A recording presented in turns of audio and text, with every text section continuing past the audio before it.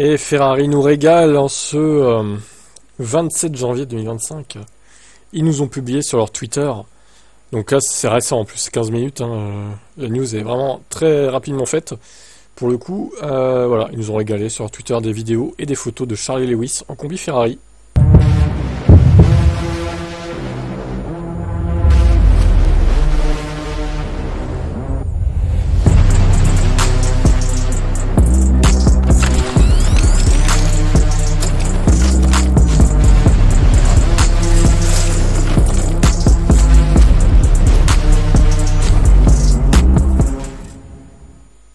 Stylé.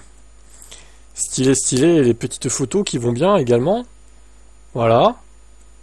Je vais les ouvrir en grand dans un nouvel onglet. Hop. Bon, ils savent nous teaser. Hein. Bon, par contre, ouais, le gros logo bleu HP. C'est dommage qu'ils aient pas mis le HP, je sais pas, sur fond rouge et pas bleu, quoi. Ou noir à la limite. Mais bleu avec du rouge, je sais pas, ça le fait pas trop, hein. Je sais pas ce que vous en pensez, mais c'est le seul reproche que je pourrais faire à leur combi et tout, quoi. Sinon, c'est pas mal. Le casque d'Hamilton, il est tellement voyant. Bon, on les confondra pas, hein. Charles et Lewis, vu leurs casques respectifs, clairement, hein. Il y aura pas de risque. Alors, ensuite, il y a quoi d'autre comme photo? Quel charisme, Charles. Franchement, je vous le dis, hein, mes deux pilotes préférés sont dans la même équipe. Franchement, c'est beau, quoi. Bon, c'est pas mon équipe préférée, dommage, du coup. Ça aurait été parfait, mais bon, on peut pas tout avoir non plus. J'espère juste que Ferrari leur donnera une voiture qui rivalisera avec les autres pour le titre. Que les deux joueront le titre, pour le coup. Bon, je préférerais évidemment quand même que Lewis gagne un 8ème titre qu'on lui a volé en 2021. Mais bon, même si Charles le gagnait, voilà, ça serait pas non plus volé, ça reste un très bon pilote.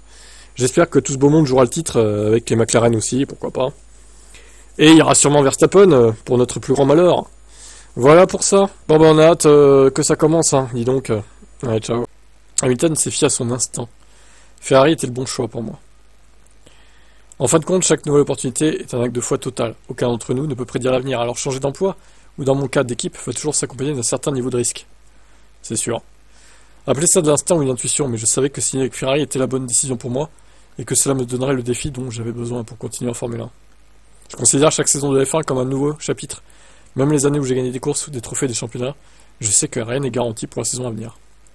Ah ben ça, il l'a tristement constaté effectivement ces dernières années. Cet état d'esprit et le fait de faire continuellement des progrès, qu'ils soient grands ou petits, c'est ce qui m'a poussé à accomplir plus que je n'aurais jamais cru possible. Alors encore une fois, bon, ça peut pas être pire que ce qu'il a connu chez Mercedes, surtout en 2024 où il était plus du tout le bienvenu dans l'équipe, hein, voilà. Quoi qu'en dise Toto Wolff, il n'était plus écouté, etc. C'était tout pour George. Donc moi je pense que ça peut bien se passer chez Ferrari. Maintenant, de là à vous dire s'il va jouer le titre ou pas, ça dépendra aussi des pertes de la voiture, des pertes des concurrents, il y a beaucoup de facteurs qui rentrent en jeu quand même. Hein. Et il y a Charles, hein. Charles c'est pas Russell, hein, il est encore meilleur. Pour moi Charles c'est niveau Rosberg, voire mieux. Hein. Donc ouais. Bonne chance Lewis quand même. John Elkann est élogieux à propos d'Hamilton. C'est comme s'il avait toujours été pilote Ferrari. Sur Instagram, donc, Hamilton a remercié John Elkann, Benedetto Vigna et Vasseur pour leur confiance. Il lui a permis de faire partie de la famille Ferrari. S'adressant au journal Turino à la Stampa, il a déclaré Lewis et Ferrari. C'est comme s'il avait toujours Ferrari. Quant au début officiel d'Hamilton en Grand Prix, ils n'interviendront pas avant le 16 mars, date à laquelle le Grand Prix d'Australie démarre. Donc là, c'est bon, il a conduit une voiture Ferrari 2023. Le 19 février, une journée de tournage sera organisée par Ferrari. Où on ne sait pas si Hamilton conduira le Challenger de 2025, puis du 26 au 28 février, les essais de pré-saison auront lieu à Bahreïn. Ça, évidemment, ça sera avec la nouvelle voiture. Est-ce que le 19 février, ça sera la nouvelle voiture? Ça, je sais pas. Hein.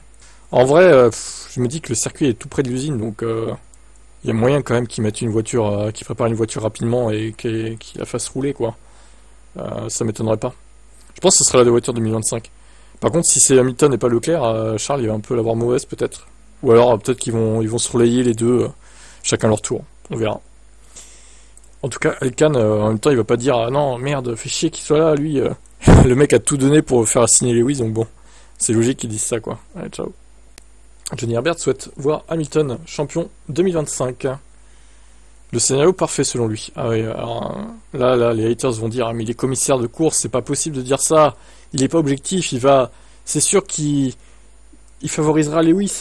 au détriment d'autres pilotes en 2025, j'en suis sûr et certain, ouin ouin ouin. Est-ce que je m'attends à ce qu'une équipe en particulier démarre fort comme Red Bull et Max Verstappen en 2024? Probablement pas. Je m'attendrai à ce que McLaren soit bon, mais je me souviens du début de l'année dernière où ils ont terminé l'année précédente assez fort, mais ils ne l'ont pas tout à fait porté. Et Red Bull a pris le dessus sur eux, ce qui explique pourquoi Verstappen et Red Bull ont finalement remporté le championnat, parce qu'ils ont commencé très très fort, même avec une sorte de milieu de saison faible. Ça n'avait pas d'importance au final parce que il avait déjà accumulé pas mal de points. Je pense que Lewis, en remportant le championnat 2025, serait le scénario parfait. Mais je vais vous dire, celui qui selon moi l'a mérité ces 2 dernières années, c'est McLaren. Avec Norris et Oscar Piastri, ce sera difficile pour ces deux pilotes de s'affronter. Ce serait formidable de voir McLaren être fort en début, mais aussi de rester tout au long de la course grâce à l'élan qu'ils ont réussi à créer ces 2 dernières années. Je pense que Ferrari remportant le championnat serait brillant pour le sport, mais je pense que pour moi ce serait bien de voir McLaren gagner à nouveau comme Ferrari. Ils existent depuis si longtemps et ont connu un tel succès pendant de très nombreuses années. Nous n'avons pas vu ça ces derniers temps comme Ferrari. Un peu comme Ferrari. Voilà, bon. Déjà, il faudra voir s'il arrive à jouer les victoires régulièrement avant de parler de titre. Et si la voiture est aussi bonne que l'été fin 2024, parce qu'attention aussi, hein. C'est la continuité, mais on sait jamais. Ça se trouve, ils vont essayer de se dire, ah vas-y, on va essayer de trouver un truc pour l'hiver et tout, pour être devant les autres. Ça se trouve, ça va rater cette évolution. Et ils vont commencer 4ème, 5ème force du plateau. Ça serait terrible, hein, pour Lewis. J'espère que ça fera pas ça. Hein. On verra bien. J'espère qu'il jouera le titre, évidemment. Ça serait magnifique. Alors, qu'est-ce qu'il a ressenti au volant d'une Ferrari, Lewis? Il nous dit tout ça dans des déclarations. Alors, je vous partage ça comme d'habitude. J'ai eu la chance de vivre de nombreuses premières dans ma carrière, du premier test à la première course, en passant par les podiums, victoires, championnats, les titres, etc. Alors, je n'étais pas sûr de savoir combien de premières j'avais encore. Mais conduire une Ferrari, alors une voiture HP de la Scuderia Ferrari, pour la première fois ce matin, a été une des meilleures sensations de ma vie. Lorsque j'ai démarré la voiture et franchi la porte du garage, j'avais le plus grand sourire sur le visage. Ça m'a rappelé la toute première fois que j'ai testé une Formule 1. C'était un moment tellement excitant et spécial, et me voilà presque 20 ans plus tard en train de ressentir à nouveau ces émotions. Je savais déjà de l'extérieur à quel point la famille Ferrari est passionnée, de tous les membres de l'équipe aux tifosi, mais le fait d'en être un témoin direct en tant que pilote Ferrari a été une véritable source d'inspiration.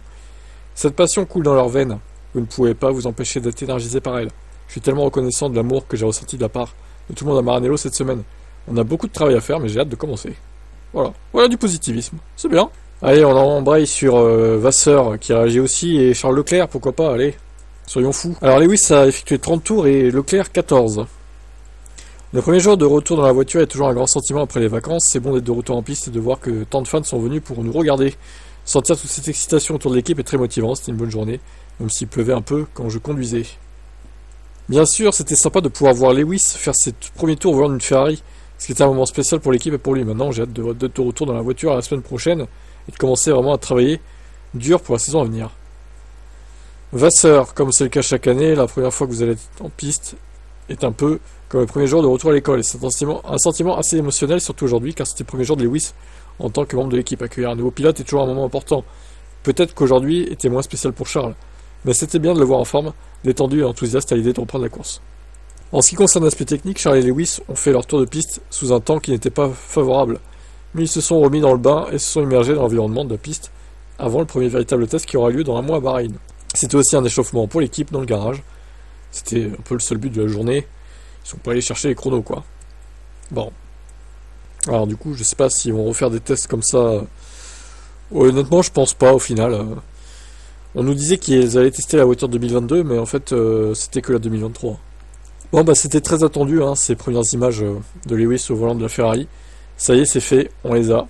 Donc, incroyable. Prochaine étape maintenant, normalement, il n'y aura plus d'essais privés pour Ferrari, et ce sera la présentation de la livrée à l'O2 Arena à Londres, là, le 18 février, comme tous les autres. À moins que ça fuite avant, j'en sais rien. Mais c'est la prochaine date, quoi. Dans un peu moins d'un mois. Voilà pour ça. Allez, bye bye.